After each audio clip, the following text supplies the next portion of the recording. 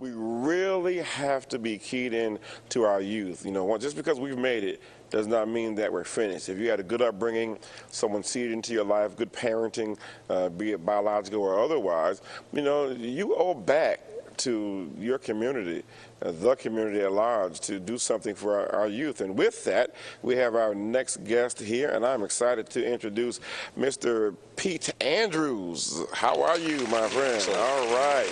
Christian Youth Corps Incorporated. Yes, sir. We're going to talk about young folks today, huh? Amen. Absolutely. And you brought along a pretty long commercial. Yep. We call it a role in our profession. And it's going to do a lot of explaining about what you're all about and the group you founded. And we're going to come back and talk more about that, okay? Sounds great. Are we ready, guys? Okay, here we go. Experience tells us that investing in education and job training for youngsters is far less expensive than paying for the social services these youngsters might otherwise need. That's one reason why the Christian Youth Corps, or CYC, was founded in 2004 as a place for young people to learn essential work skills and to join others in an organized effort to make an impact in their lives. And most importantly, to learn in an environment that builds their faith while developing relationships that encourage one another on life's sometimes difficult journey.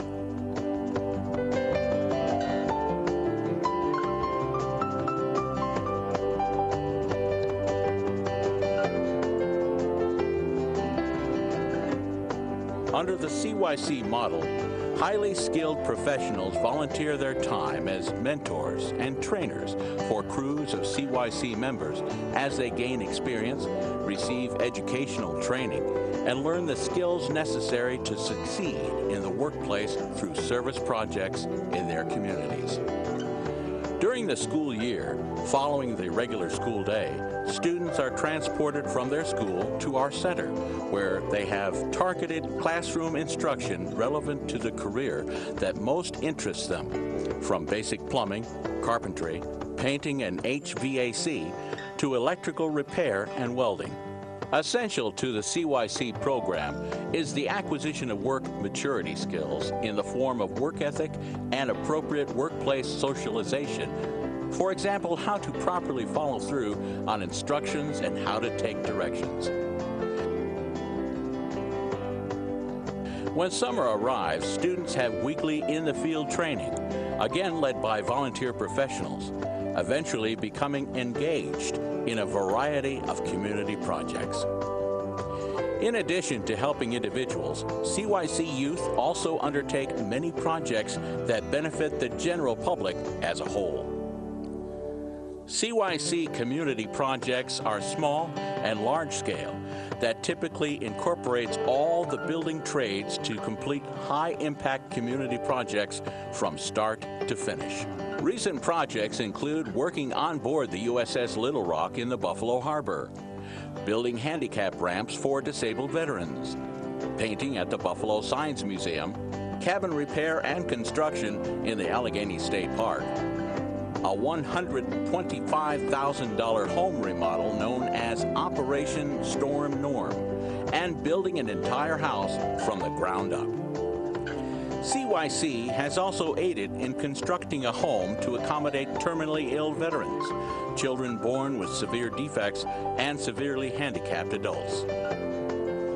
Along the way, the lives of youth are changed for the better, and they learn skills that will last them a lifetime. The effect of meeting those that have real hurdles to overcome in life, such as cancer, diabetes, and other life-altering diseases, refocuses the teens' priorities. Their problems often seem to fade into the background when they meet people facing and overcoming such day-to-day challenges.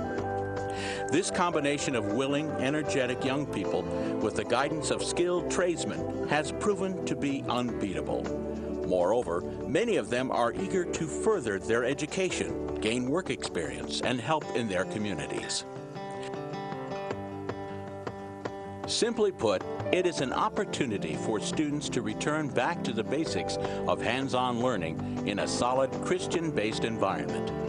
Now, with the launching of a new center in Bradford, Pennsylvania, and the enlargement of the apprenticeship programs, the future of the CYC is more exciting than ever. It's a vision of uniting people, all kinds of people, young and old, rich and poor, working together, making a difference, changing people's lives one person at a time.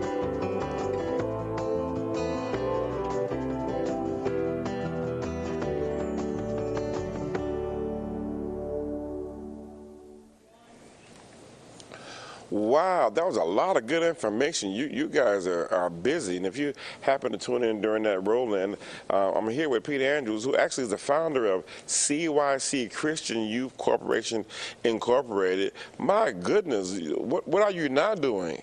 Nuclear engineering? I mean, when God opens the door, yeah. I made a agreement with Him. If He opened the door, yeah, then I'd walk through it until I couldn't walk through it. And if He closes the door, which many a times I've had my nose bent from walking into a door, but a lot of times there's a lot of doors open, so we keep moving.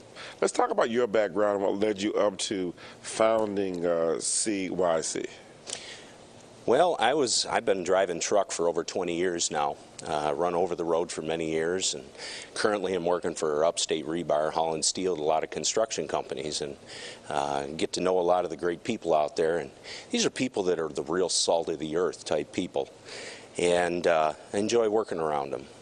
So over the years, and it started back in about 2002, 2003, I started deciding I was going to start my own business, and it was going to be Andrews Industrial Coatings and Paint.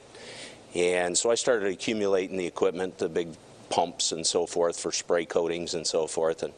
And God had another idea, and through circumstances that came about, my son was not living with me. He was living with his mother at the time, and I was looking to make some money and start my own business. Well, like I said, God had another idea, and it was the opportunity that it took to see exactly what He had been preparing me for many years. My son was in a pact with two other kids. They committed suicide, and he didn't. Really? I had about 2 weeks' notice from my other sons, told me there was a problem going on. Right. And so it was a real awakening for me. How old was he at the time, Pete? He was 15, 16 years old in high school. That's a turbulent time for our youth. And so he didn't, but they sent him down for a 72-hour evaluation. And through that, he was given the opportunity to speak with people and so forth. And when he was released so that he could talk to somebody, and shared with them. And part of that was to be able to write it down and vent some of the problems. Well, 2 weeks after that incident, the school searched his locker, and they found his diary, which is exactly what he was instructed to do, and they found out he disliked one of the teachers immensely.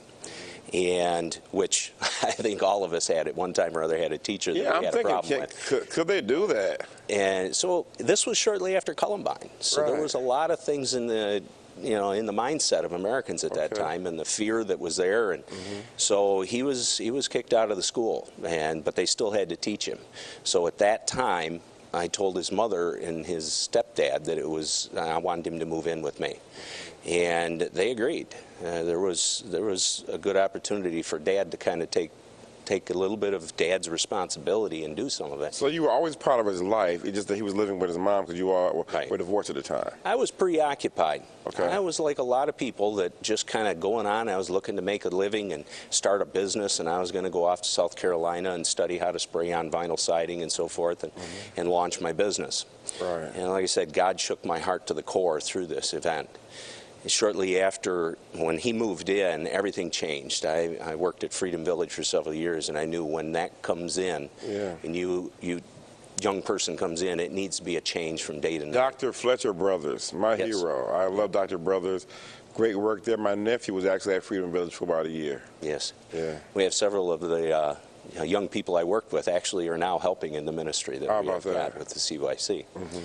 So my son was moved in. I said, one of the first things you need to do is you need to realize there's other people with a lot of other problems. I said, you need to go out there and start volunteering, doing something for somebody else in the community. Well, he did some work for different, like Otisega Bible Camp in our village. And he says, you know, Dad, he says, I go up and I worked there for a week, and then I was trying to help some people downtown. He says this older gentleman was down weeding his flower bed, and I offered to help him.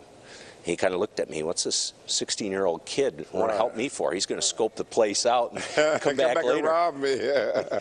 So he said there's a real hard time, and unless the court puts you into some places, a lot of times they won't take you as a volunteer because they don't trust you. Right. And I said, well, and that was when God told me it's time for Dad to be Dad. Not tell him to go out and volunteer, but go out beside him and serve with him and volunteer alongside of him. Isn't it something how the culmination of events lead up to the, I guess, an epiphany moment where you go, hey, you know, the light comes on, ding, you know, and God goes, this is what I've been trying to get you to do all your life. I've been leading the things that happened to you up to this point. So then you, through your son, decided there's other youth like my son that could be engaged in some industrial type of things that'll help our community but also help them. Was that the idea behind that? Yeah.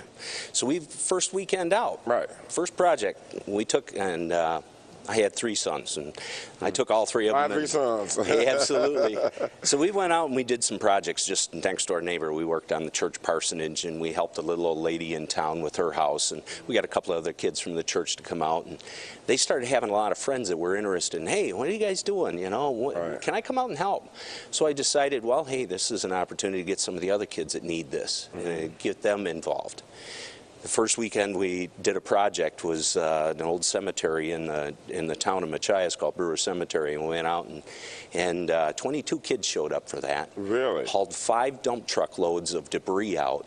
We brought a historian, came in, shared with them some of the history of the village. Some of the people that were buried there were the founders of the town, and gave them a whole background to that. Wow. We had some other people come in. Well, that history class as they were learning. Absolutely. And that's one of the big things about CYC is we empower the young people by giving them everything that they need and then some.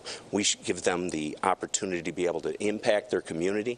So a lot of times we underestimate our kids. Right, we do. We'd say, well, go out and give them activities and have them do basketball and football and stuff. A lot of the kids really want to make an impact, and at the same time we can educate them and give them a true career that they really can use. There is some of the large projects that we've taken on, and in 2008 we did what was known as a Tolan project. It was for a dying soldier with 3 little girls. And this was right after we did an extreme makeover of JT's train and arcade for the arcade in Attica. Okay. And this was less than 30 days from the date that we heard about it to the day that Robert and Melanie came home to an entirely changed home. We sent them off for a 1-week vacation in Disney. Was this on television? Or? Yes, this was covered by the makeover, right? This was the makeover was covered by AM Buffalo. Okay. The next month we had the Tolan project, which we took on, was a kind of a spin-off. I remember the makeover of the house with the vet. That was ours. That wasn't. I didn't realize that was you all. Wow. Yeah, that was covered by Hannity, and Ainsley Earhart came out and they covered that for the week that we were there. We sent them off to Disney. They came home from Disney not knowing what their community had done, their friends, their churches, and they're just their neighbors that cared and knew exactly what was going on and saw this was a viable and a reasonable charity to be able to get involved in. How about that? Built a huge addition to the house, changed every room in there, put a new kitchen in, new furnace, generators, gave them a home for Robert, which was given only 6 months to live. Gave him comfort to know that his family was going to be taken care of. How about that?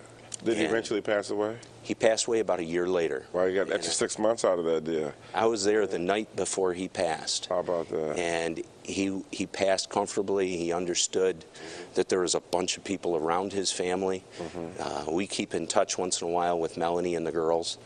And as all of our larger projects, we still are in touch with the Eisenhart family. I had Tyler come down, was sharing some information with me the other day about what was going on in his life, which was the older boy, the two two Eisenhart boys, we did a extreme home makeover. We tore our house down, worked out with a church to be able to put a large home that was specifically designed around their needs. And there were children that actually, young folks, youth, that actually got in hands-on, I'm sure little to no skills. Absolutely. For carpentry and the things that you're doing. I want to back up a little bit, because we have a few minutes. I want to get some nuts and bolts in. You talked about the 22 young people in the beginning of the ministry. Did they come from just word of mouth with your sons? Yes. Wow. Word of mouth, sharing, seeing what's going on. Okay. After that, we'd go into parks and work and clean up and fix up and paint parks and put rubber mulch down. Other kids are coming out to play in the park or driving by. Hey, what's going on?